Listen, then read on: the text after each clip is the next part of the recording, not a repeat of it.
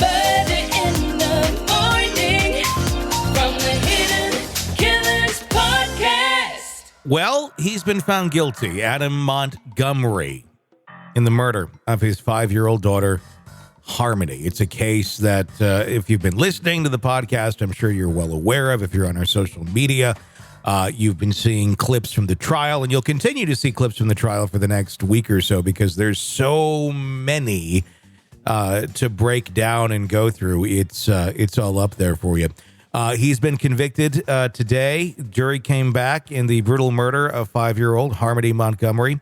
After that 2-week trial, the jury deliberated about 6 hours over 2 days before delivering the verdict, making the culmination of a deeply disturbing saga that's left the community in mourning and, everybody very, very upset. I want to say it's just family shattered here, although she didn't have a family that gave a shit about her. And that's the extremely sad part about this entire case. Were you surprised at all that it only took, or that it took 6 hours? I'm saying like it was on the high end when I'm saying 6 hours. Right. Well, no, I knew, first of all, that it was going to come back. They were not going to deliberate over the weekend because those people weren't going to waste a weekend on this guy. I knew that for sure. So was I surprised? No. My question is, and I've been following this, is Kayla going to be held accountable in any fashion? She already has been. I mean, she's gotten her punishment. She's in jail or prison for however much longer it is. But no, I mean, she took a plea deal. That's how she testified against him. And that bothers me. I know she was a victim herself. I get that, but all of these details that came out during his trial just made me want to take her by the neck, you know? Yeah, she's a disgusting, horrible human being with no spine. That, I wouldn't be sad. I don't think anyone would be sad if tomorrow she got, hit by a freight train. I think the world would honestly probably be a better place for it. But it's she, I do think, is the one that really helped sink him because it was second-degree charges. I know the whole, if she had not testified and shared her story, it would have been straight up them saying, Kayla did all this, Kayla did all that, without any sort of rebuttal. And honestly, you could halfway buy that because both of them are so accountable in this. Now, do I think she's the one who punched the girl, or Harmony, in the face with a closed fist that caused her to die? No, I don't.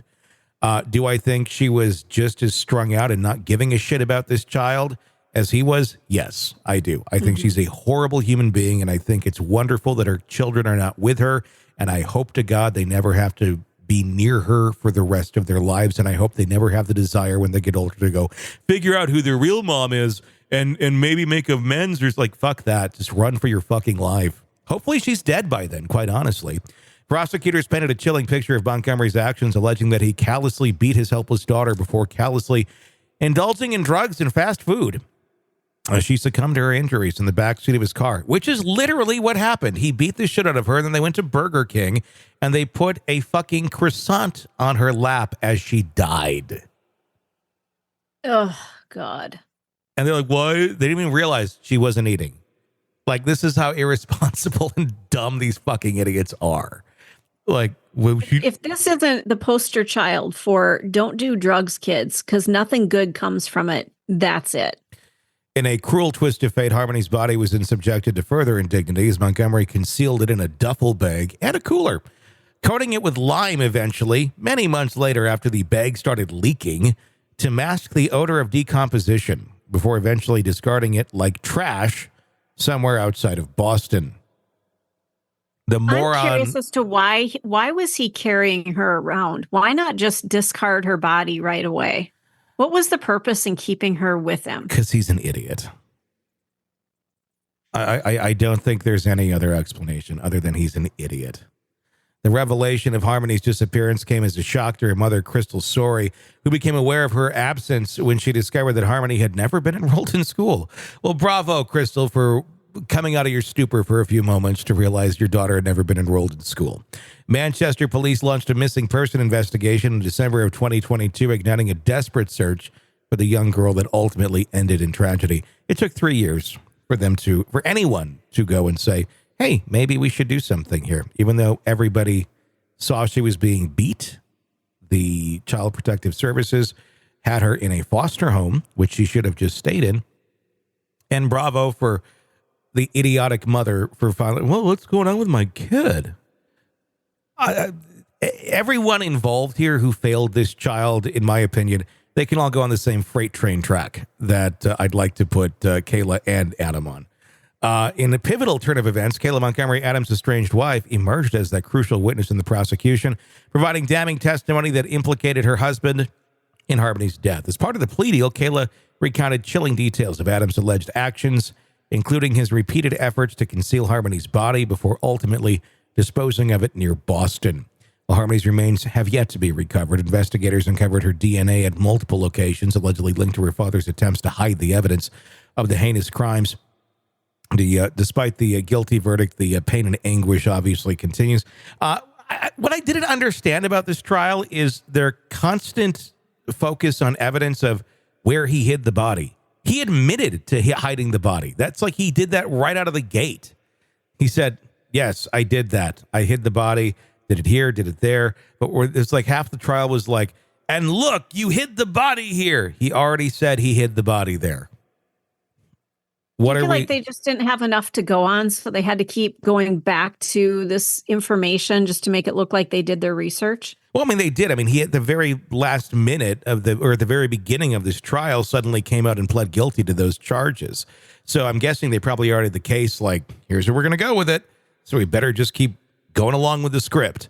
But it's like he admitted to those things. He's a horrible human being.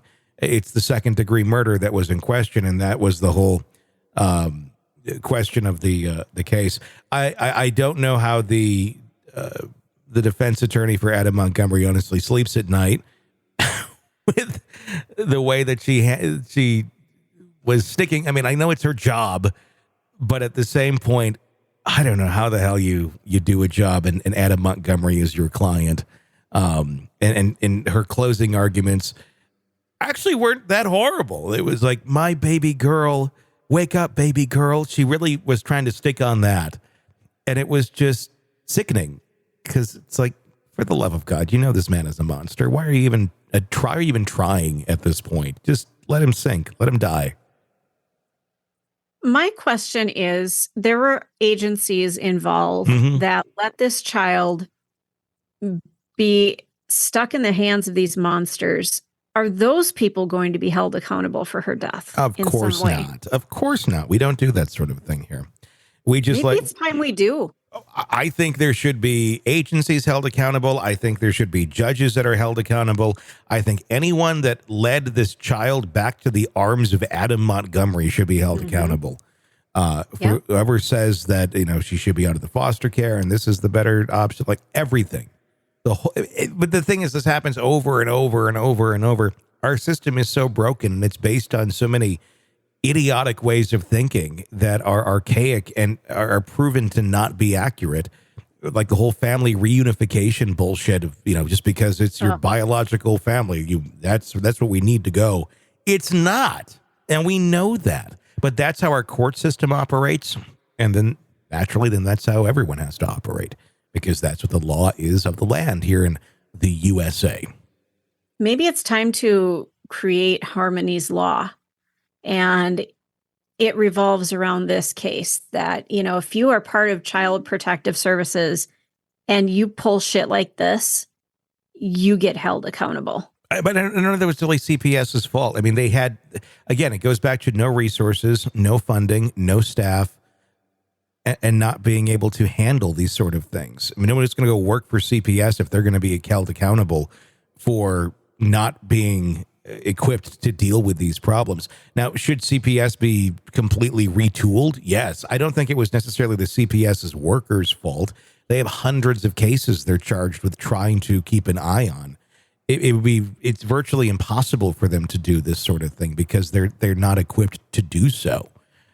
So, but didn't this guy shoot a drug dealer in the face and they thought that somehow he was better than any non-family member. I mean, and that's not CPS's choice. That is simply how our system works. And that needs to change, because if you feel somebody who could shoot a drug dealer in the face is better than a stranger for this child, you've got problems. And it wasn't even a stranger. It was someone who has been a foster parent for quite some time, was giving her a good home, and seemed to be going well.